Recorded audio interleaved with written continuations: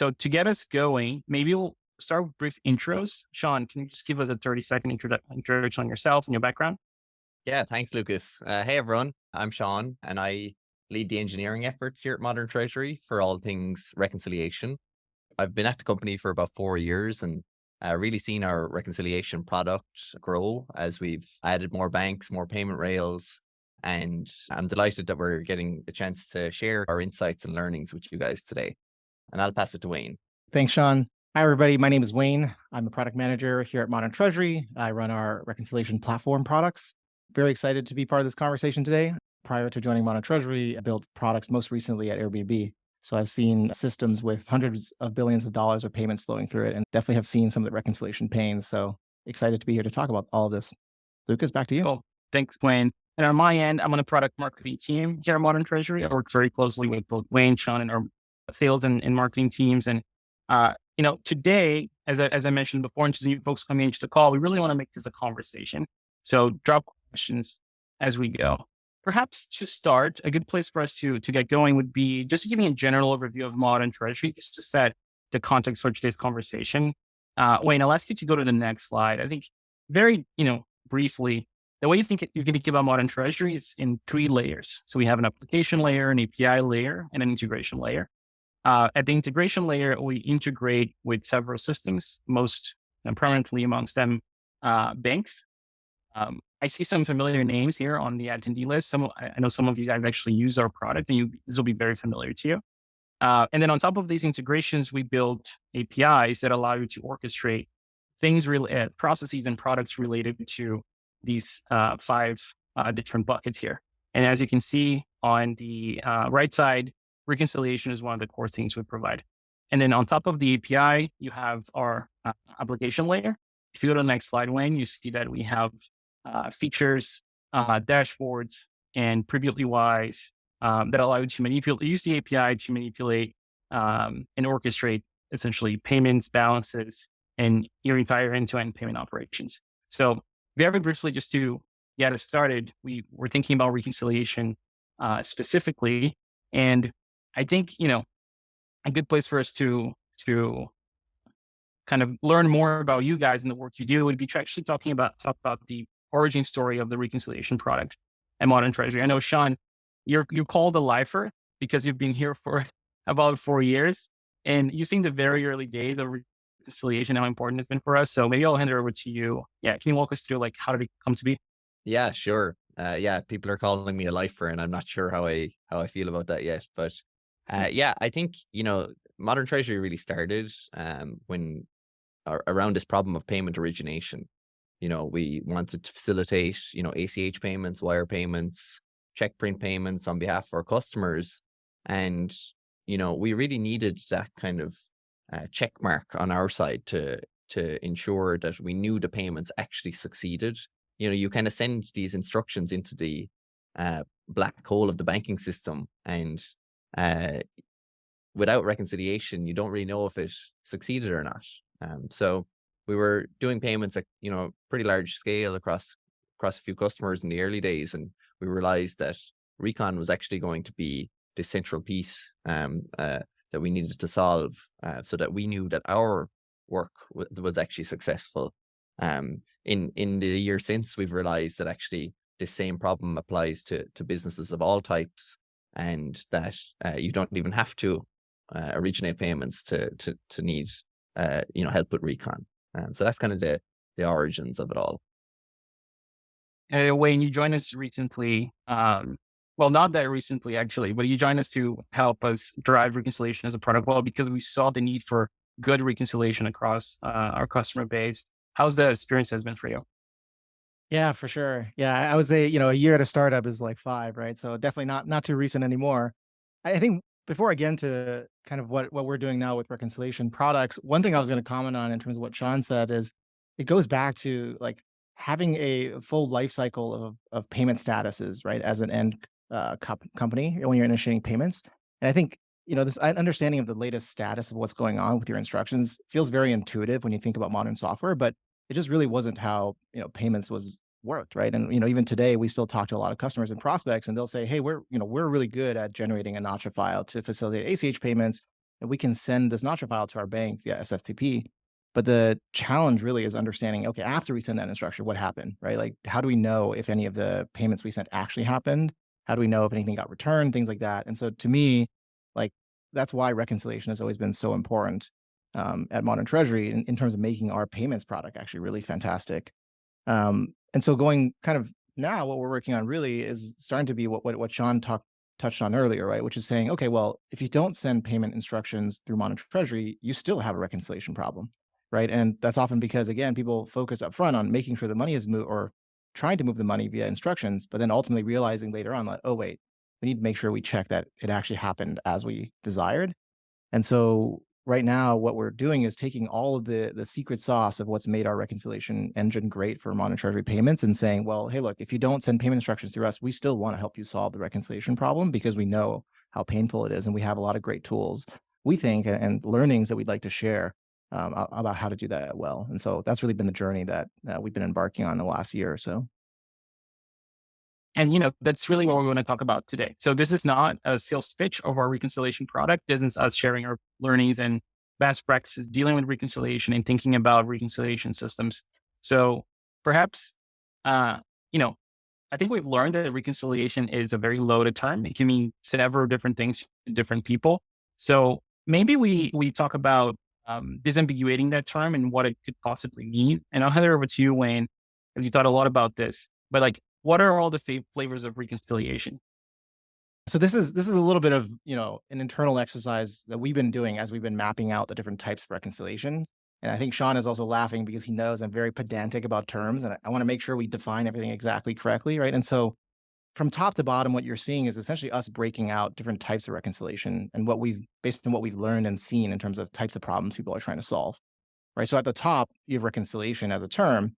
And really at the core of it, what we're really talking about here is essentially comparing two different data sources, right? And oftentimes what that means in the context of what we're trying to solve is on one hand, we have external sources of truth, right? Take a bank, for example. The bank knows how much money you have, or at least the bank is keeping track of how much money you have. And that's really important as a source of truth. And what you're often trying to do is reconcile that against your internal system of record, right? And that might be a general ledger, an ERP, just any sort of database even. And the thing is, you want to make sure that these things match up because it's not too helpful if you think you have $1 million, but the bank thinks you have $500,000. Ultimately in that case, I think the bank by default wins. And so you as a company are going to want to know if there's any deviation behind that. And, how do you make sure that these things ultimately reconcile or get back to a common alignment?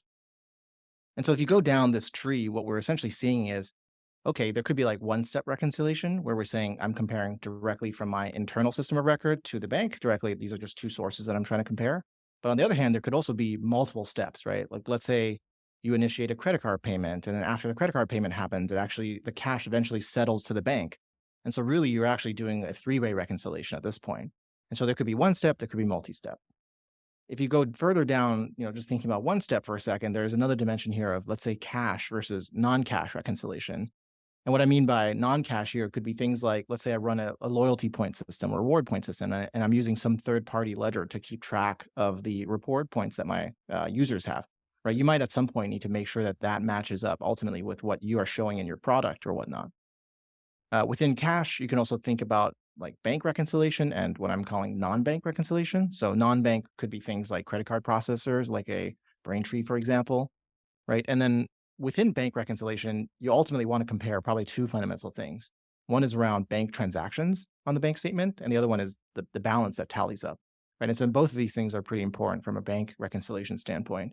And what we've highlighted here, on the kind of green diagonal, if you will, is really like where our expertise has been, where our learnings have been a lot on, because this is the primary problem that we've been solving for a lot of our customers. It's not to say that we don't kind of dabble in some of the other ones, but really our focus to date has been in solving all the green boxes you see here.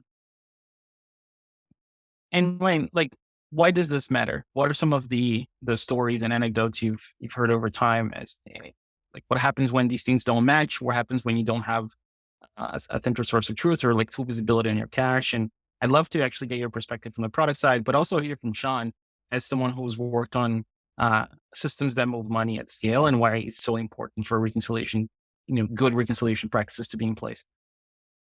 Yeah, for sure. I mean, there's many different dimensions to this, right? In terms of why reconciliation matters. I think two very common ones that we talk about with our customers and help solve really is one on the product side and one on the kind of finance team side, if you will. And on the product side, really at the end of the day, it's about making sure that if your product or your platform moves money, right? Like let's say you have a marketplace platform. I'll just use Airbnb because I worked there previously.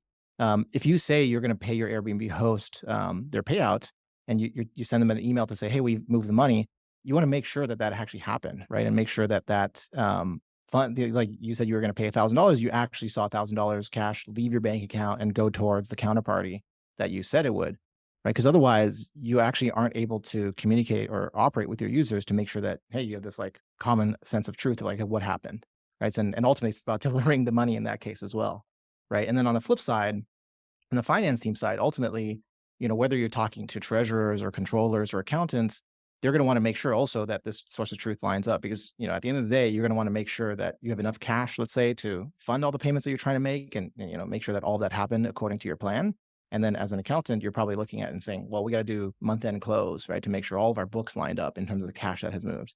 And so ultimately, everybody in the company across different functions are trying to make sure money moved according to plan and that if there's any exceptions, we can deal with that. And if you don't do that, there's implications on the quality of your product in terms of financial risk, right? All of that can be very problematic. Yeah, and I think just the last thing I'll add there is, the financial risk piece is real. You have to know that the money has settled. And if you don't have a clear view on, what money has settled and what payments have failed, you're going to get yourself into trouble with the finance folks in your company and even with regulators and things like that. So reconciliation really has to be, at the front of your considerations when it comes to building these money movement systems. Yeah, it's one thing I was going to say, Sean. It's a good point about risk, right? Because in working with different finance people over the years, one thing that I've sometimes heard is like you can actually think about risk as like quantifiable cost, right? And basically say like, okay, well, we send money without reconciling it. We know there could be some deviation, so we know like what the risk is. So we can quantify that in terms of dollars, and maybe you can get away with that, for a period of time. But once you scale to a certain level, that number is going to grow. Like essentially, if you don't solve this problem over time, right? And I think there's been companies or customers we talk to where there are the threshold moments, right? Well, let's say you're trying to go IPO, at that point, you got to make sure for sure that, your reconciliation is done well. And actually, it's not even internal at that point. Like auditors will come out and tell you like, hey, you have to do this, right? And I think, Sean, to your point, like government regulators will say, hey, if you don't do this well, like you can't IPO.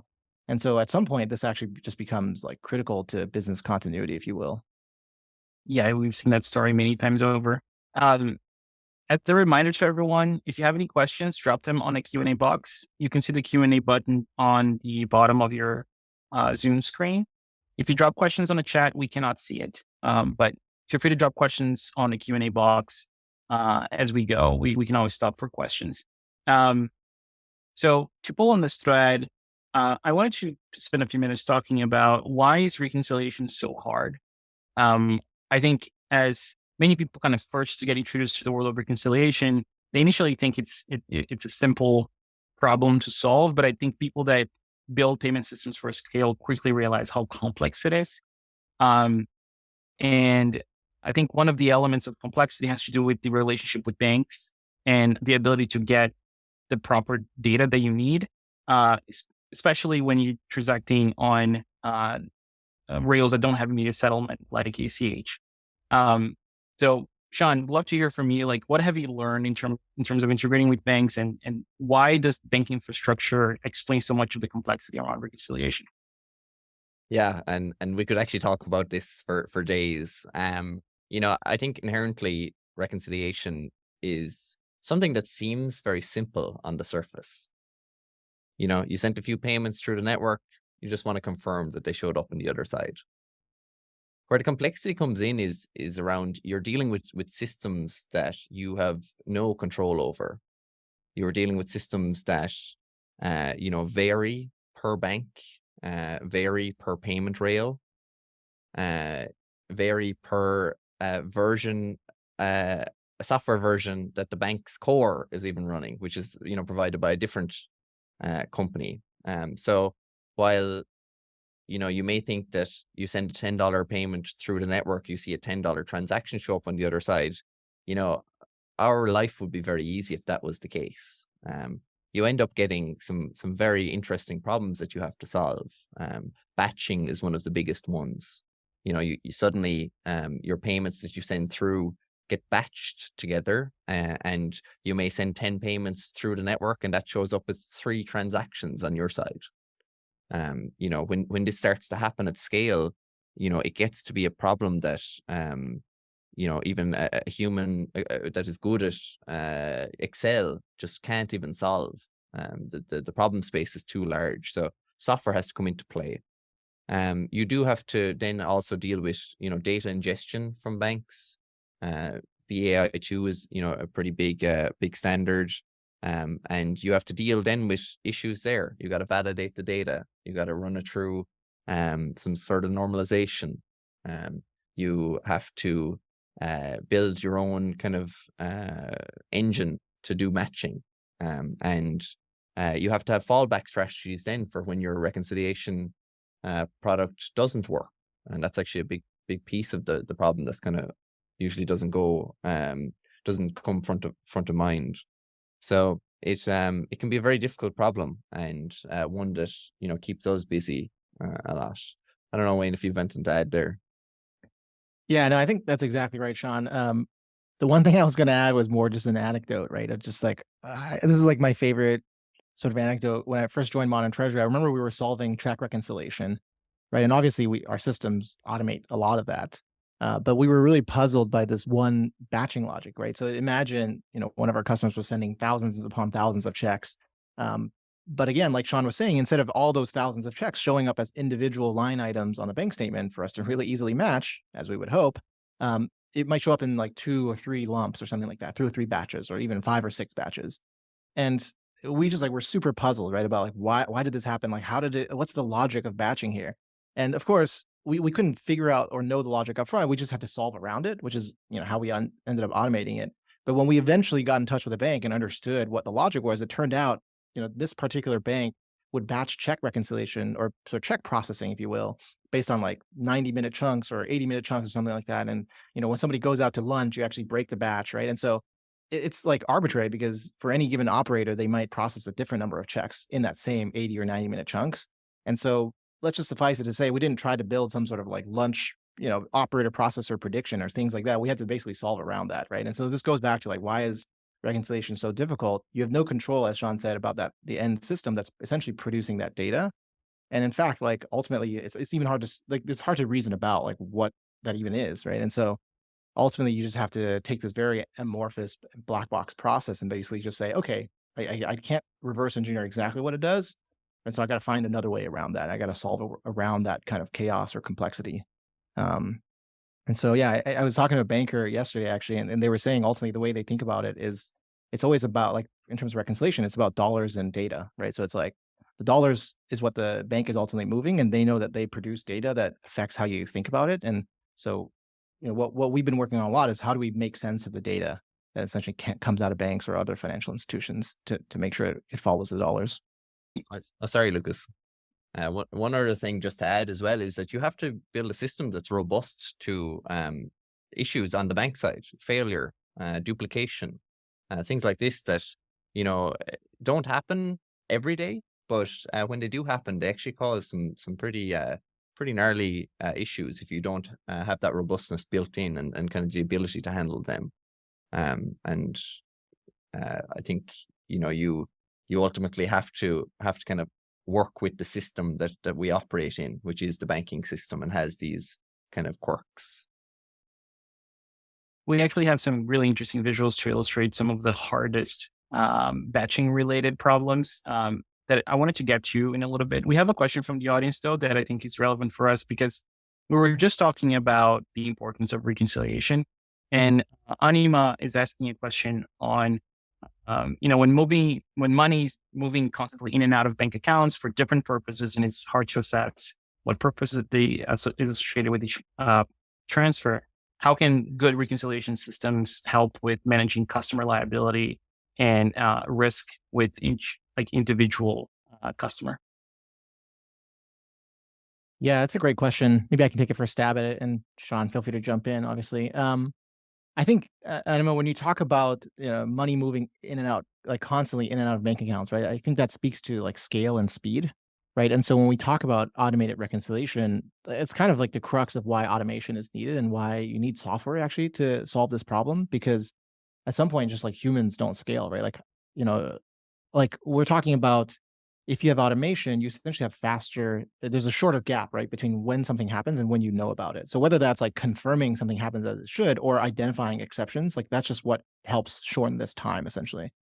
Because again, talking about automation, we've as we've worked with customers, a lot of the value that they talk about in terms of where they're seeing reconciliations helping them is like shrinking that time, right? They're saying, oh, before we had to do month end close, but now we can actually look at it, let's say every week or every day or even like every couple hours to see what has exactly happened in terms of transactions. And so, in terms of managing customer liability, that shortening that time between action and knowledge of that action, I think, is a huge piece of it. Um, and let alone then thinking about creating rules around that, right? Because you can essentially, once you know what has happened, you can actually then establish business processes downstream, right? Whether that's to spin up exception queue that you have to go and manage and try to reverse, or at least make account ultimately for the liability that's happened, right? So I think that's kind of how I think about how reconciliation plays a role in that. Yeah, I totally agree, Wayne. And, I think just to go further on that point around, liability, we look at the ACH system, and the ACH system has very defined time windows for returns. So, most returns there's a 48-hour window for that to happen. And, you as a business need to have your reconciliation done within that window, or else you actually can't, you actually run out of options to dishonor that return, and you end up kind of losing money on your side. So the faster you can get to a reconciled state, the better. And it just, if you have to have a manual process, a lot of businesses are, 3+ days uh, of a lag time behind what's going on. And if you can figure out automatic recon, you can also take advantage of various levels of signal. So, the ultimate signal is a posted transaction, like a settled payment. But even throughout the day, you can get signals from a bank, which we call intraday reporting, and that's just like a pre-note to say, hey, this money will settle tomorrow, and you can actually build that in to your risk model to say, okay, if I get this, pending transaction, I can actually, maybe kick off some low risk downstream actions. So I think that the faster you can get to recon, the better you can take advantage of these various levels of signal. Yeah, one thing I was going to add there, actually, because before we were talking about like some of the things that the banking system makes difficult, right? Because the banks are ultimately focused on moving the dollars, and they need to do that well on their end. So a lot of the systems here are set up to do that, right? They're not necessarily set up to emit data. But actually, a lot of banks are actually also innovating in this space, right? And so, what Sean was talking about just now in terms of intraday payments, there are actually some, banks really are along a full set of spectrum, right? There's some banks who are also trying to get to almost like real time events, right? To give you acknowledgments or, confirmations that like, hey, we received your payment instruction, and oh, hey, by the way, we're already starting to process it. We're sending it into the Nacha network, and so you actually again have this, a graduated knowledge of moving down the state towards completion, right? And so to Sean's point, being able to make use of that is really helpful for you as a business. But still, where the complexity comes is that if you use different banks for, like, let's say you use multiple banks because you're a really large, Fortune 100 business or something like that, or even maybe Fortune 500s too. Like, how do you then manage the fact that each bank might do things differently, right? In terms of emitting those statuses, how do you translate that back to like one common source of truth? That's also, even though banks are emitting more data or better data, that still ends up being one of the pieces of complexity that we've had to help solve. But anyway, I just wanted to call out that both like the data landscape is changing, but it's not necessarily a straight solution either. Well, one thing that is directly related to the banking infrastructure, the quality of the data, and how easy it is to set up these integrations is the actual underlying rail you're using. So we have a question here from Juan about what changes do we foresee around the launches of FedNow and RTP, launch of FedNow and increased use of RTP, and how does like an instant settlement system change your reconciliation system. So Yeah, I can start there. So I think this is something we've thought about a lot, especially as FedNow is coming online. And I think there are huge implications for reconciliation, particularly automatic recon, because these rails operate 24/7. They happen instantly. This is in stark contrast to the ACH system, which, can take 2 days. It happens just business days. It's closed on the holidays, which is that system is very friendly to business practices. If you have manual recon flows, you're going to have to start thinking about, are we going to staff this at the weekends? Are we going to staff this at midnight? Because these payments are always on, is the way I kind of think about it. So I think, we're going to start seeing that the need for software to solve a lot of these challenges is just going to get bigger and bigger over time. And it's a tough problem. I think, the problem of still reconciling to cash is there. A lot of these payment rails are offered via bank APIs, but you do have to actually confirm that the money did settle in your account still. The API gives you a signal that the money settled, but you have to do that confirmation. So the need for reconciliation is still there, which I think is kind of, sometimes people kind of forget that piece. Yeah, I was gonna say it's like it's not only still there, but potentially even more, right? Because I think that's exactly what you were saying there, Sean, with like kind of going back to Anima's question as well. Like faster speed actually begets or requests or needs like more reconciliation, more like your reconciliation pace almost needs to keep up with the speed of the payments, right? And so that's why a lot of what we often say is, we're moving into a world where payments are going to start and end in software, and that end part is really what the reconciliation piece. thanks, one, for the question. I wanted to answer the next question we have here from Carlos is about, how unique are reconciliation rules within each business? I think might be a good place for us to go back to the batching problem and like showcasing some of the different kinds of uh, payments and transactions see from the bank and how they reconcile against our system of record. And then maybe, Wayne, if you could walk us through some examples for each of them, I think that will help answer your question, Carlos. Yeah, for sure.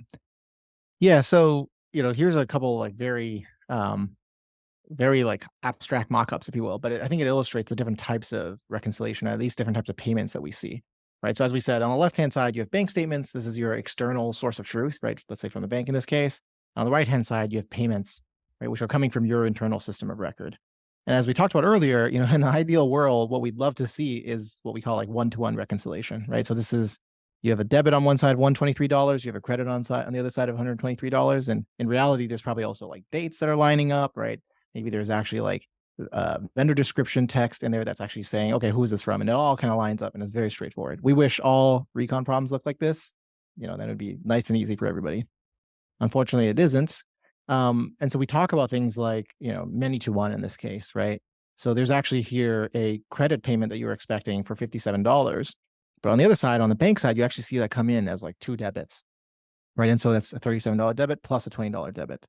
And maybe this is because it's you're paying things in installments, let's say, or maybe somebody's paying you in installments and the, debit credit directions are reverse, right? But this is a very common use case we see in like loan platforms, for example, right? And, the question here becomes like, yeah, on screen, it's very easy to see like, yeah, okay, I can see how 3720 add up to 57, but how do you do this multiplied by, 1,000 or 10,000 or 100,000? Right. That's where, and how do you do it when you don't know exactly how many installments it comes in? Right. And so these start to become the types of complexities that we see.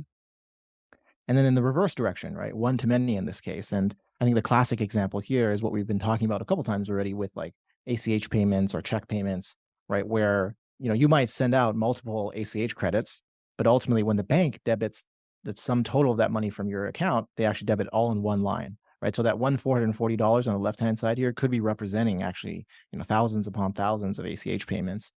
Yeah, and so ultimately, like these different types of granularities and how do you convert this? And we haven't even gotten into the metadata associated with all those payments and how that can change and morph, right? Like let's say you were very clever and you put in an ID on your payment instruction, you're hoping that ID carries through in the bank statement transaction, information. but maybe they now truncated that, or maybe now they like squish different text together because on the bank side, they're also processing data, right? So like all of this stuff actually ends up creating all that type of complexity. And so going back to Carlos, your question around reconciliation rules, I mean, I don't know how to describe it, but I guess because your question was kind of how different are the internal reconciliation rules? I would say it's very different, right? Because I think even going back to Anima's question around if you have one bank account that's for different purposes, right? Like let's say you're a company which has multiple products, multiple product streams.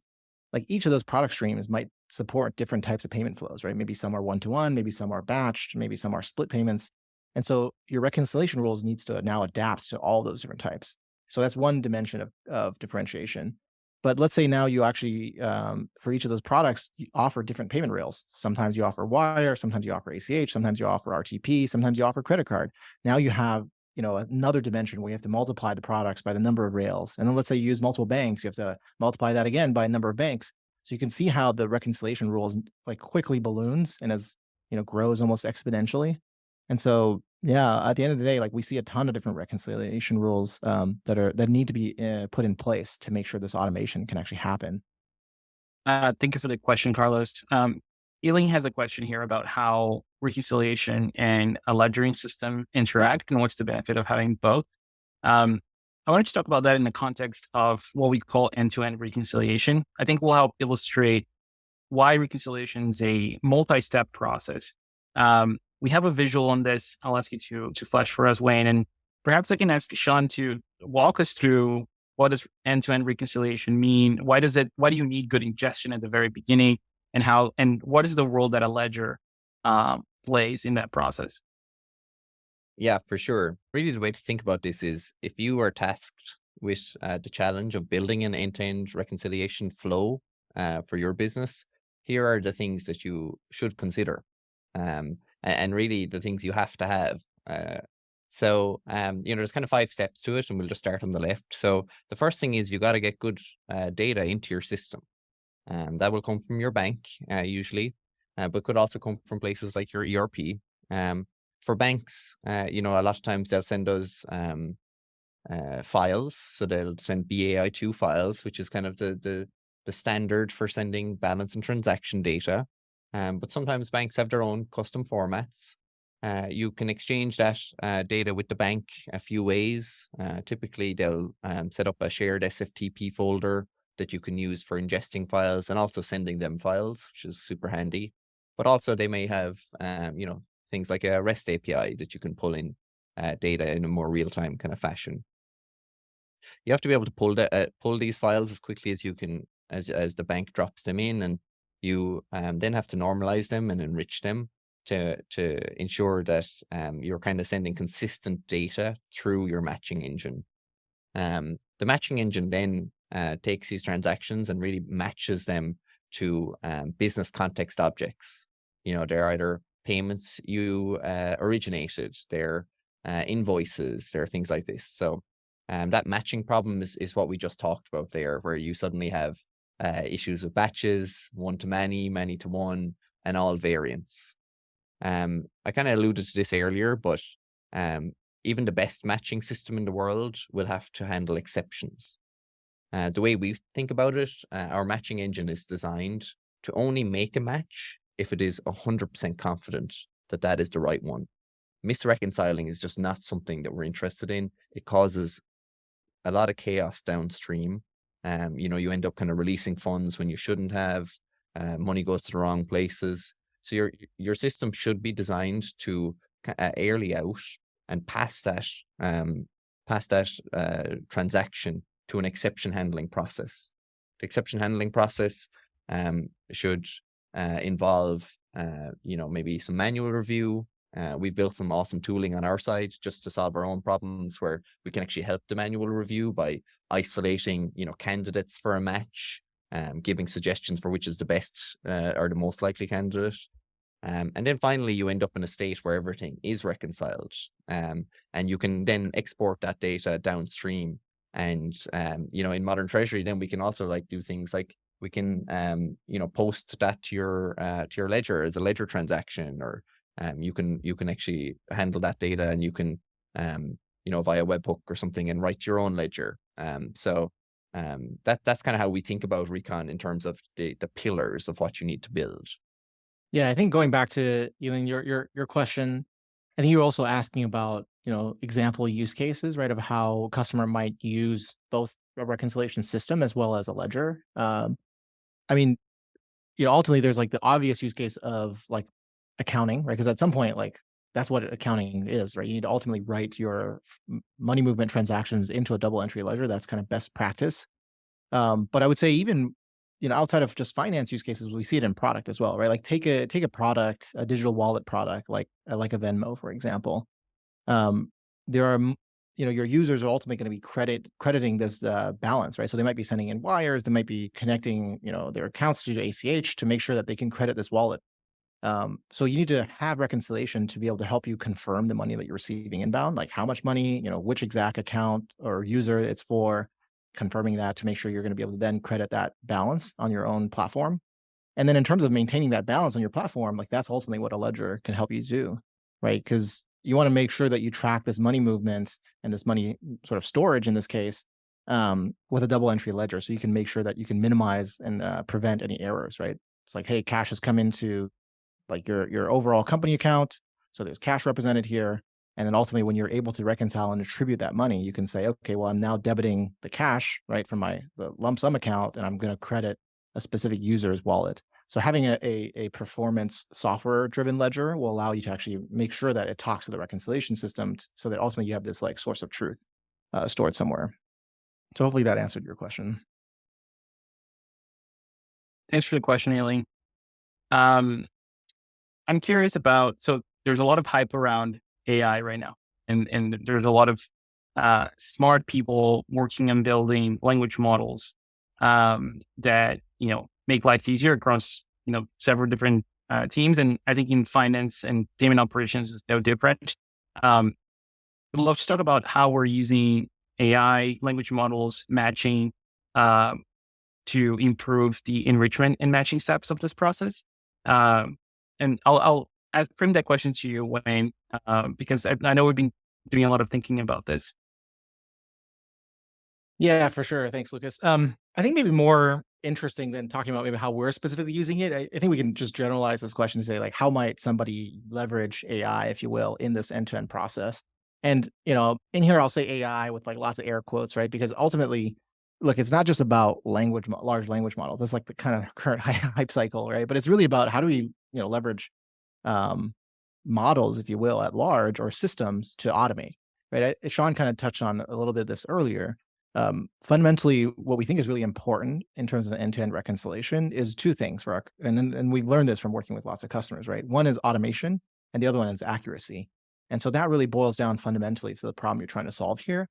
And so at each of these stages, you can actually leverage, whether you want to call it AI techniques or machine learning techniques or models, if you will, to make sure that you're achieving high automation without sacrificing accuracy. And that's really fundamentally the challenge, right? Because if you think back to like, even like a human team who's like very expertly trained at reconciliation, like they're oftentimes trained to like do things um, very accurately because ultimately, as Sean alluded to, like that accurate, if you pass bad reconciliation problem data downstream, like that's actually going to be a bigger problem. So they're oftentimes like kind of gated on, hey, you got to make sure you're doing this really well. But it's really hard for them ultimately to do this quickly, right? Like that's what software is really great for. And so I would say at multiple stages of this, we talk a lot about how do we leverage essentially as modeling techniques to make sure we can achieve both high automation and high accuracy. And we got, one example here, right? Like let's say, let's talk about data enrichment, for example. Let's say you are a real estate, let's say your software or your product has to deal with real estate. And so, having addresses are really important for your reconciliation workflow because let's say you receive transactions or payments relating to specific, addresses. So you can ultimately attribute that back to specific deals that you're making or whatnot. And honestly, like even address data could be used outside of real estate use cases, right? Like let's say you're using that to identify who's paying you even. Now, we all know that you can express addresses in different ways. Like I'm just showing a really simple example here, right? Of 113 South State Street. Well, South can be represented as S, or it could be represented as the full word South. Same for street, right? And so the question here is like, how do you leverage data models or data modeling techniques to make sure that the computer sees that this is actually the same thing? Because ultimately what we're trying to do is like make software do what humans actually do really well, right? Because like as any human looks at this and say, okay, yeah, obviously these are actually the same things.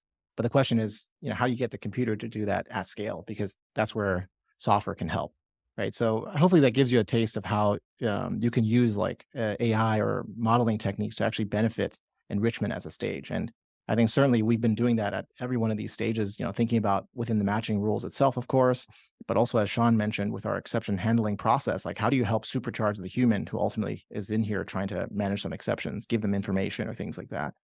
Sean, I saw you unmute. Maybe you want to jump in Yeah, and talk I about think that. that just that exception handling piece is the use of these tools is actually perfect for this case where you want to make the job of the manual reviewer as easy as possible. And a lot of times, having done it myself, when you go into look at a manual case, it's super obvious to you as a person. You look at it and you look at the transactions vendor description and you just see a name and you're like, oh, that's the name of the person I'm looking for.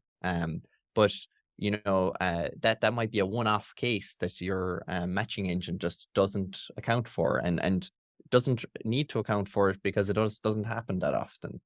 These tools, you can apply them so that it pushes that kind of candidate up to the top of the list and says, hey, look at this one first, which I think can actually make your manual review process super efficient, which is what we're looking for. Yeah, and one thing, maybe I just want to jump in here, kind of tie back to a previous question we were getting from you, Lynn, about what happens when you have a ledger product that's very closely tied with reconciliation. I think a really cool example is actually in this exception handling process. And it's not necessarily about AI, right? The point here is if you've got somebody who's handling an exception at that point, they might be correcting a transaction that comes in, or let's say they're saying, oh, this is actually a return transaction, so I need to make sure that like we understand that this original payment got returned. The question is, how do you stitch together so that when they make that one action in terms of correcting that exception, that actually again goes back to automate things downstream, right? Because let's say again, very silly example, or maybe a very simple example, you want to update a set of ledger accounts, right? Or let's say you want to emit a set of ledger entries based on the fact that we're classifying this transaction as a return. Um, our tool tries to get you as fast as possible back into this like automation path, if you will, to say, okay, yeah, when a human clicks, okay, mark this as a return, now all the downstream ledger entries that are supposed to be generated for returns are still going to happen automatically. So it's not that like, when you have to handle exceptions, now the whole downstream has to be exceptions. It's more like, okay, how do we get you back to the path of automation? So this is not necessarily related to AI specifically, but the point is like, the reason why we want to keep you on this like software automated super highway is because that's how you make business processes ultimately more efficient. Thank you, Wayne. Um, Something that we've alluded to often here is, how a good reconciliation system coupled with a good ledgering system and a good operation system can really help you get to scale. Um, so, and if you have any last questions, please drop them on the Q&A as we're starting to drive to a close here. But in terms of like parting thoughts and summarizing kind of pieces of advice you may have to product managers and engineers in the room, what are some of the things that, if you're designing a system for scale, what are the top pieces of advice that each of you have to share with the audience today? Yeah, I can start. I think if you are building for scale, you really have to build everything. You have to build the full flow we've shown you. If you only build part of it, you still have a bottleneck. And that means you have to give everything, a lot of thought. You got to think about your data ingestion. You got to make sure that you're getting the data as quickly as you can. You got to ensure that your matching engine can handle the scale, that it's accurate enough to not throw off too many exceptions, or else you're back into the same problem again.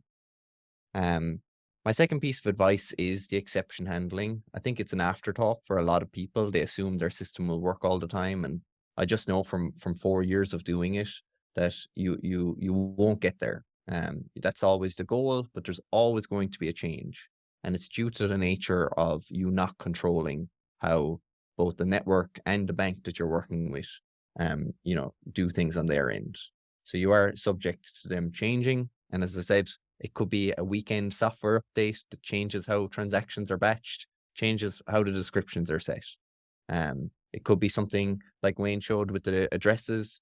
where there's a new case where someone has the counterparty has decided to kind of go freestyle on how they put in the description. So exception handling should be first class when it comes to your considerations, and then as Wayne alluded to as well, have the review, but then all things downstream can be automated again. And I think that would be my advice. Consider the whole system, not just pieces. Yeah, I think that's great advice, Sean. Yeah, it's like it's such a big question, Lucas. I would say maybe to add on to what Sean has said, another way I would think about it really is around like anticipating complexity, right? Or anticipating chaos, right? Because ultimately, going back to the different types of reconciliation problems we were talking about earlier, if you go into the system assuming that most will be one-to-one, assuming that you're always going to get your transaction description in the way that you had inputted it or something like that, or you've told your counterparties or your users to wire you money to put in this remittance information when they wire you the money, if you anticipate simplicity, it's going to cause problems, right? Whereas on the flip side, if you anticipate complexity, you will think about the problem in a different way and say, okay, well, what if we can't guarantee this assumption here that they're always going to use the right account number, right? Because people make mistakes, and it's complicated. Like, I don't know if anybody here has ever tried to send a wire at a bank. It's not easy, right? Like, there's all these fields you need to fill in as an end user. You don't necessarily know how the company is using those fields, and so anyway, it's a huge, almost like collaboration effort, if you will, with you and your users and your counterparties. And so, anticipating that complexity, I think, is a really important principle to keep in mind. And then I would say the other piece then is, as Sean was saying, like, think about these 5 boxes or think about these 5 areas of work. And you want to, as Sean was saying, like, do it end to end. And the one thing I'll add there is just like start somewhere, right? Like, kind of, if you want to build it for scale, like, start today. Like, don't wait until your operational team is breaking down because they can't make month end close, and you're trying to like add people to the problem, and it's just like a black hole of hiring more people. Like, start now, right? While you're not yet at scale, right? Try to set up these like end to end phases now. And maybe you've got product number 1 only, and yeah, maybe your early users are very good at putting in remittance information, but at least you now have like the full end to end flow like run through once, right? And as your company grows or as your product gets more complex, hopefully then it becomes a little bit more tenable to add different strategies or as you go. Yeah, because I think waiting, we've seen a lot of examples of that kind of pain, and so do it now. Yeah, and just to add to that, I think that it's a great advice, Wayne, because I think if you do it now and you even just pick a subset of the problem you're trying to solve, you say, hey, I'm going to build this for ACH recon. That will force you to build the flow, but it also builds up a bit of knowledge on how to go about reconciling the next challenge. Okay, wires are done a little differently. Cool. Oh, we've added a new bank. You actually, you're not starting from scratch each time. You're building on that knowledge and building on the systems you've built. So, and that's something we've benefited from a lot. So I think we've gotten to the stage now where adding a new bank or adding a new payment rail is incrementally easier than adding that very first bank or payment rail. So it gets easier. Great advice. Thanks, Sean and Wayne. To close out the session, we had a few questions here about our product specifically. So just do them rapid fire style. And I'll just start in the order that they came in. Haley asked if we have any plans to offer something around tertiary lines and payments or indirect tax reconciliation. Yeah, I mean, I maybe I can start there. I mean, I think short answer is our platform kind of solves for different types of payments. It's sort of agnostic of like what the payment is for, right? So I would say the short answer is yes, like, or it's not even planning to offer, but we do offer that. Like, there are customers using our platform to essentially reconcile tax payments. But maybe maybe there's some specific intricacies that I'm missing there, Haley. And so yeah, happy to chat about that offline. But I would say the short answer is yeah, we definitely support all types of payments. Next one is from Alex, and it's about how does our recon process handle often inconsistent ACH return timing windows? Yeah, and they are inconsistent. So the way it works on our side is, the moment we get a signal on a return, be it through a direct feed. So sometimes a bank will send you a return feed, or else you get a corresponding transaction. We'll process that straight away.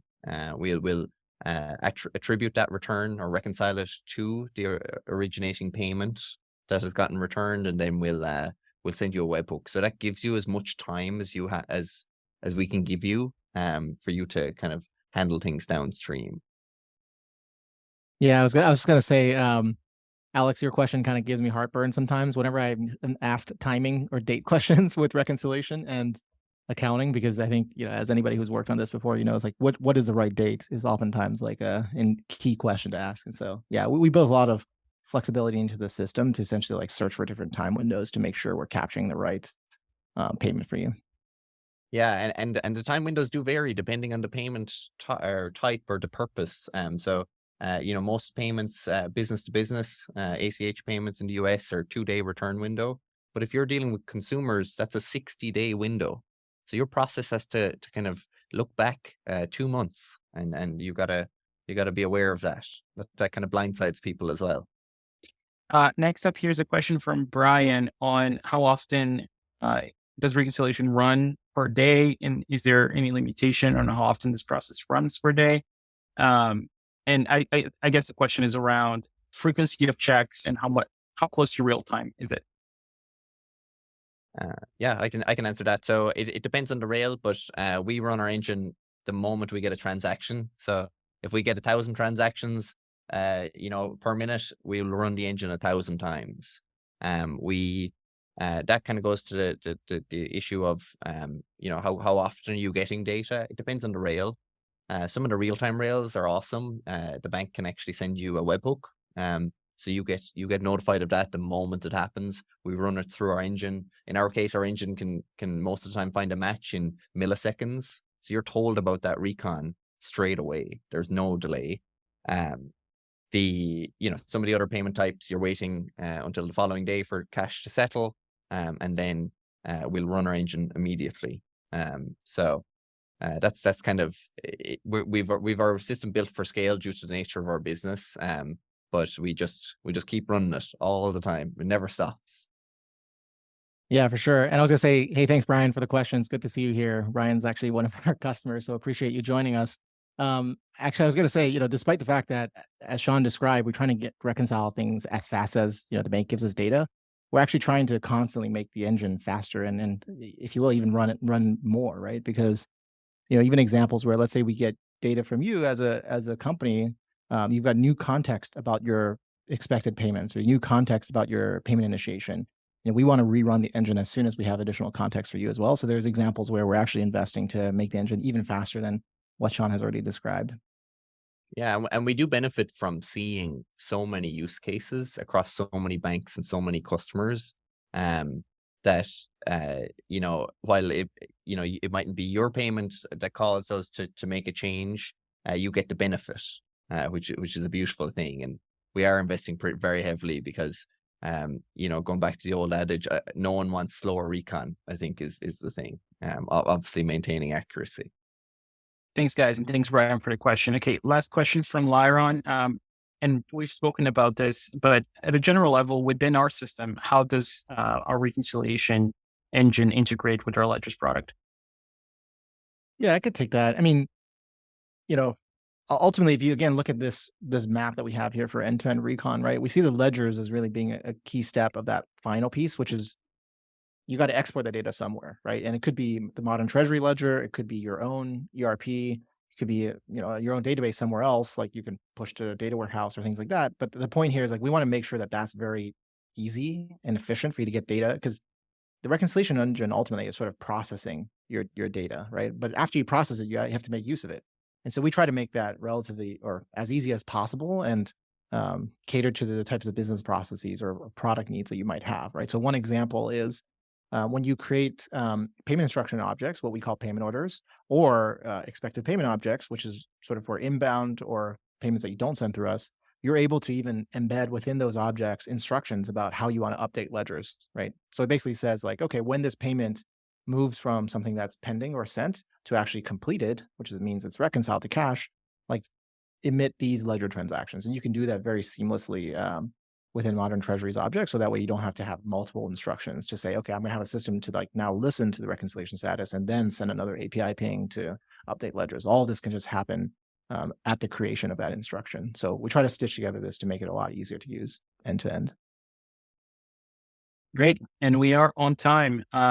Sean, Wayne, thank you so much for joining us today. Thank you, everyone in the audience for joining us today as well. If you want to get in touch with us and talk about reconciliation, you can email Sean at moderntreasury.com, Wayne at wayne.len at moderntreasury.com. I'm just Lucas at moderntreasury.com. And you can also reach out to sales at moderntreasury.com or use our many contact forms on our website to reach out to us. Any last words, guys? Well, I was just gonna say that clearly you can tell I'm not the lifer here or the OG because I've got my first name, last name at moderntreasury.com. So, right. But yeah, there's so many different ways to get in touch with us. We're happy to help, and I mean we're I guess like recon nerds at this point, and so yeah. Yeah, we're happy to just talk through it. I'm sure we can provide some insight, and if not, at least we'll learn something throughout it. But please reach out. We've seen a lot of the edge cases, so I think we can maybe help you out. Great. Thanks, everyone. Awesome. Thank you, Thank guys. you. Bye.